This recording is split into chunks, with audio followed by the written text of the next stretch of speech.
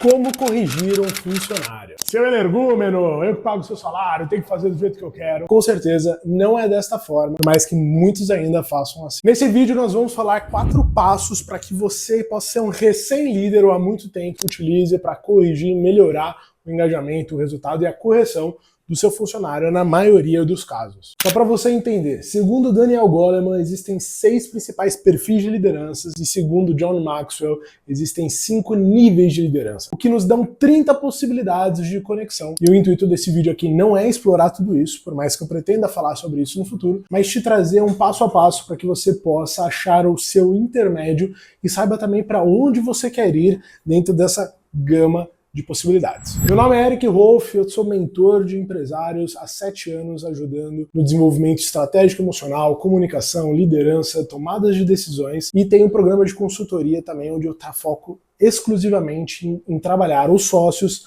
e a primeira camada de liderança das indústrias, empresas. Então antes de começar, garanta que você vai receber mais desse conteúdo, se esse conteúdo te interessa, se inscreve no canal para acompanhar semanalmente um vídeo falando sobre os tópicos que vocês mais pesquisa. Quando a gente fala de John Maxwell e os 5 níveis de liderança, a gente acaba encontrando um padrão cultural que infelizmente é se manter sempre no primeiro nível, que é o nível da posição ou do cargo. A maioria dos líderes hoje, chefes, eles acabam utilizando o cargo, o salário, a posição como principal alavanca para engajamento, para correção, e isso infelizmente não é o melhor caminho, principalmente quando você fala de uma equipe engajada e com resultado no médio e longo prazo. Para que você entenda de maneira breve esses 5 níveis e você se identificar um pouquinho e também analisar na sua história de vida se você teve algum líder, chefe que se encaixou nesses níveis, vamos lá. O primeiro está muito ligado à posição, cargo e imposição, ou seja, o papel que a pessoa ocupa naquela estrutura hierárquica impacta diretamente no estilo da liderança dele e isso acaba criando o primeiro nível de conexão, que é puramente porque um papel, uma estrutura diz que alguém é superior a alguém. No segundo nível, a gente já está falando de um nível de admiração, onde existe um nível de conexão maior e de confiança entre o líder e o liderado. Obviamente, esse perfil já costuma ter um maior engajamento e maior abertura para correções do que o primeiro, que tende a entrar sempre no nível de defensiva ou insatisfação com queda de performance. O terceiro é quando o líder ele é um exemplo de resultado, criando um outro nível de admiração que não é só da conexão em si, mas é de como esse líder acaba se projetando no meio onde ele habita. O quarto nível, um dos meus favoritos, naturalmente, é a capacidade do desenvolvimento do líder e da equipe, majoritariamente. Ou seja, o quarto grau, nível de conexão da liderança é quando o líder é capaz de desenvolver as pessoas, ajudando elas a passar pelas dificuldades que elas enfrentam. Então não é só sobre mandar a atividade, a operação, mas sobre desenvolver o ser humano para que ele possa, de fato, ser capaz de alcançar aquilo que a gente como líder está buscando. Eu falo isso porque eu tenho um papel de liderança numa instituição de ensino filosófica, onde a gente acaba tendo cargos e hierarquias, porém é um trabalho voluntário, onde as pessoas inclusive pagam uma mensalidade para estar lá, e eu não tenho nenhuma autoridade salarial sobre alguém. Ainda assim, é possível criar engajamento, liderança e correção, seguindo os passos que a gente vai falar nesse vídeo aqui. Para finalizar os 5 níveis, quinto nível é um nível onde você já está no nível de impactar vidas, você já constrói um legado. Quando você pensa num Mahatma Gandhi, num Nelson Mandela, num Jesus Cristo, a gente está falando desse nível. As pessoas admiram o nível de impacto na vida, não só da sua equipe, mas da sociedade à sua volta. Mas Eric, isso dá muito trabalho, eu não consigo. É verdade. A ideia aqui é mostrar esses níveis só para que você identifique e saiba que você pode avançar nisso. Mas eu vou trazer aqui nesse vídeo, fica comigo até o final, 4 frases, 4 estruturas, 4 passos que você pode seguir para corrigir o seu funcionário. Eu mesmo utilizo muito desses passos e é lógico que eles são uma estrutura rígida para ajudar você em qualquer situação, e com o tempo você vai achar o seu jeito de desenvolver isso. Como eu falei, eu sou líder numa instituição de ensino e existiam algumas pessoas que tinham um padrão de chegar atrasado. E essa instituição tem como premissa pontualidade.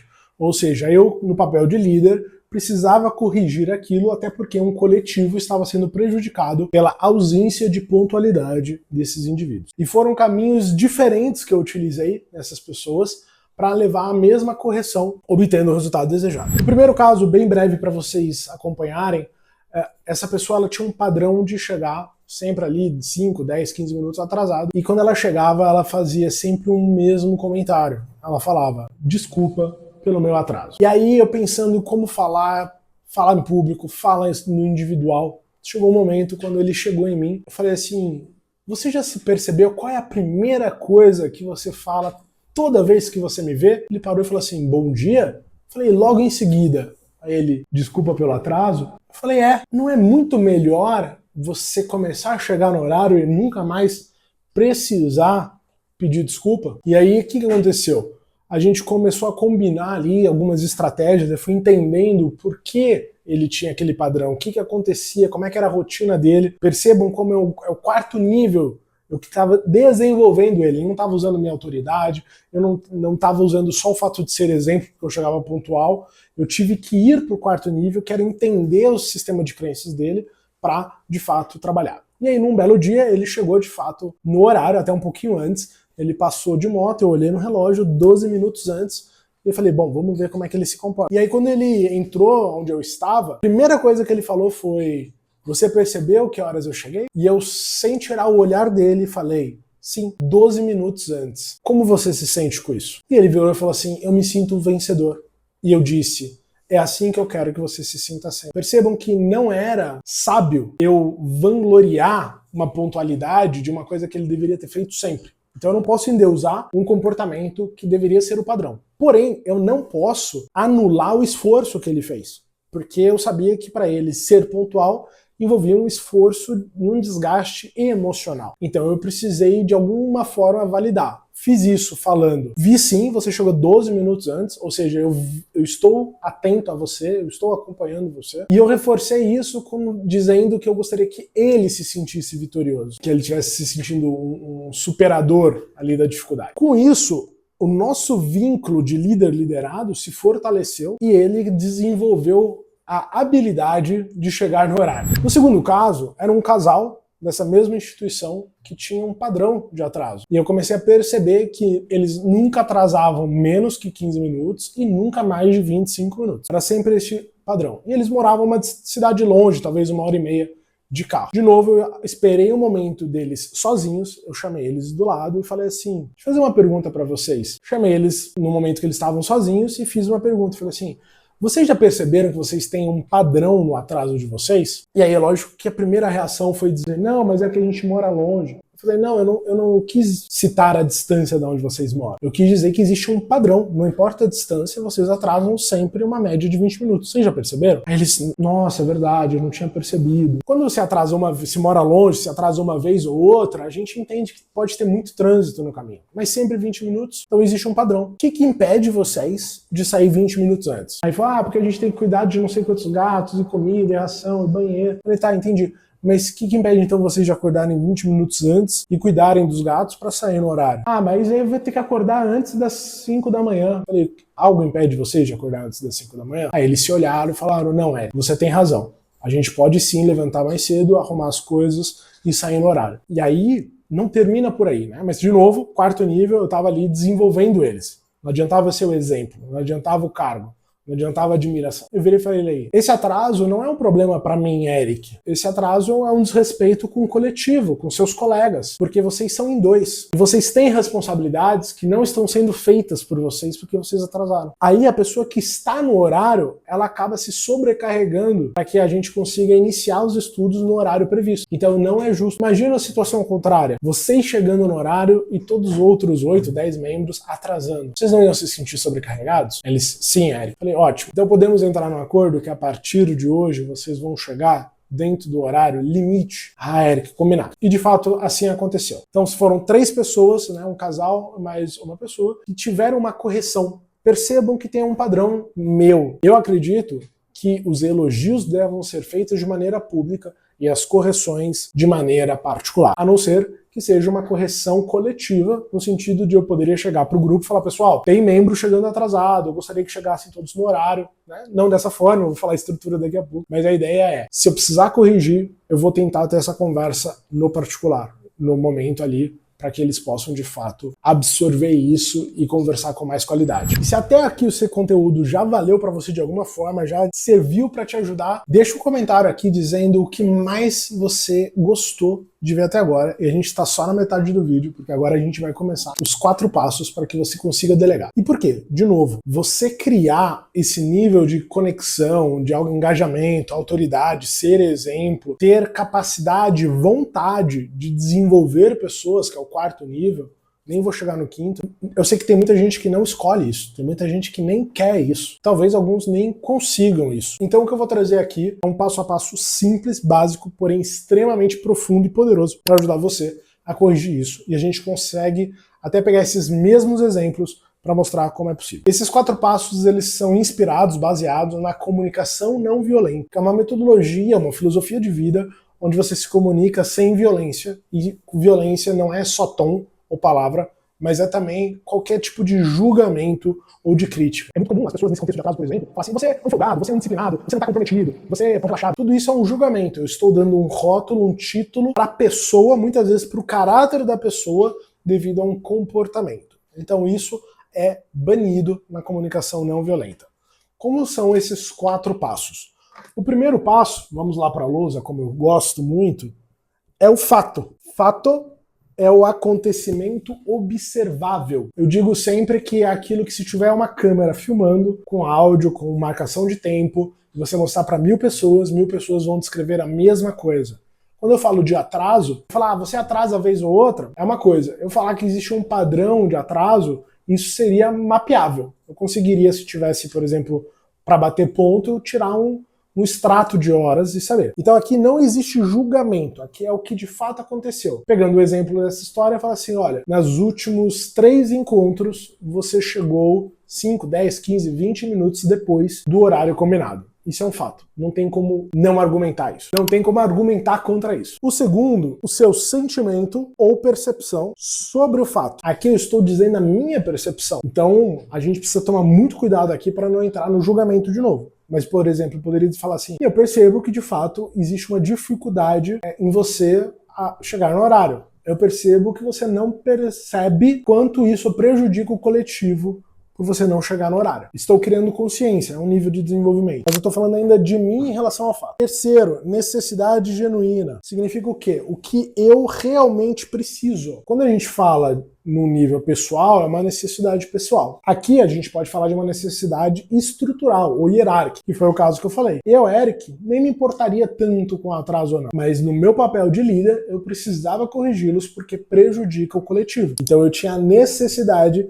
deles entenderem que chegar no horário é uma premissa daquela instituição e não chegar prejudica todo mundo. E quarto, não menos importante, o pedido. Quais são as características de um pedido claro? Eu virar e falar assim, ó, chega mais cedo na próxima, é claro? Não. Antes eles estavam atrasando 20, começaram a atrasar 10, chegaram mais cedo? Chegaram.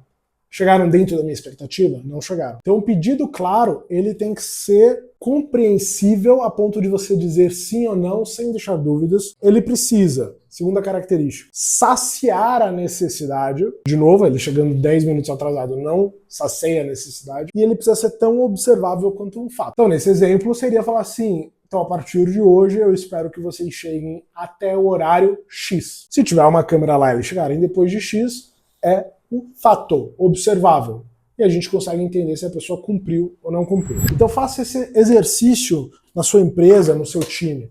Pega uma situação e às vezes a gente vai ter uma lista de coisas, não dá para falar tudo de uma vez. Para cada fato eu aconselho uma sequência desses 4 passos para você de fato corrigir ali o seu funcionário. Então, é lógico que quando a gente fala de correção, a gente tem que entender que alguns talvez tenham um prejuízo para a empresa pelo erro. E aí, nesse sentimento e percepção, a gente vai deixar claro isso. Talvez você que cometeu o erro não esteja percebendo que esse erro custa X para a empresa, não só financeiro, tempo, retrabalho, percepção de marca, valor, impacto no cliente.